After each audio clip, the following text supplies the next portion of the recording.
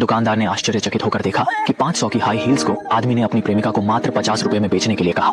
कीमत कम होने की वजह से एमी ने दूसरी जोड़ी का भाव पूछा। दुकानदार के हटाते ही दाजुआंग ने उसे कम से कम दाम बताने का इशारा दिया।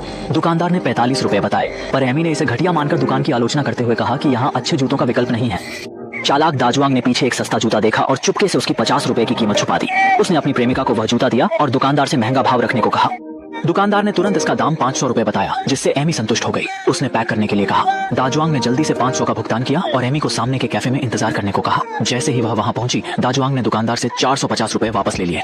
दुकानदार उसकी हरकत समझ नहीं पाया। सच में दाजुआंग अपनी प्रेमिका से बेहद प्यार करता था, लेकिन उसका बजट सीमित था। उसे डर था कि अगर उसकी प्रेमिका को सच्चाई मालूम हो गई तो वह उसे छोड़ देगी।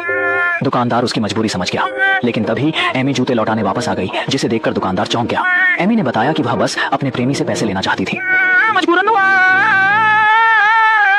दुकानदार ने पैसे वापस कर दिए।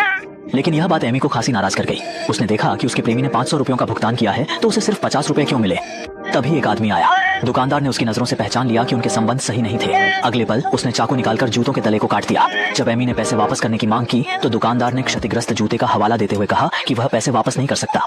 एमी ने बहस शुरू कर दी कि वह जूते का इस्तेमाल तक नहीं किया है, मगर आदमी ने तुरंत दूसरे समान दिखने वाले जूतों की जोड़ी देकर बताया कि यह असल में 50 रुपए का था। नाराज एमी ने दुकान को धोखेबाज बताने की धमकी दी। दुकानदार ने कहा कि अगर वह पुलिस बुलाएगी तो उसके प्रेमी दाजुआंग को उनके गलत कामों के बारे में बता देगा। हालांकि दोनों को कोई चिंता नहीं थी। वे विश्वास कर रहे थे कि दुकानदार दाजुआंग से संपर्क नहीं कर सकता, मगर यही उनकी गलती साबित हुई। दुकानदार ने देखा कि दाजुआंग का फोन आया। उसने एमी का फोन उठाकर स्पीकर ऑन कर दिया और एमी से पूछा कि उसने दाजुआंग को क्यों धोखा दिया। एमी ने दाजुआंग को बुरी तरह से नीचा दिखाने लग गई। वो बार बार कहने लगी कि वो न सिर्फ गरीब है बल्कि बदसूरत भी है। मैं बस उसे मजाक में इस्तेमाल कर रही हूँ। एमी ने गर्व से अपने बाल झटके जैसे उसने अपने काम सही साबित कर दिए हों, मगर उसके गर्व का पल कम था क्योंकि दाजुआंग वहां आ गया।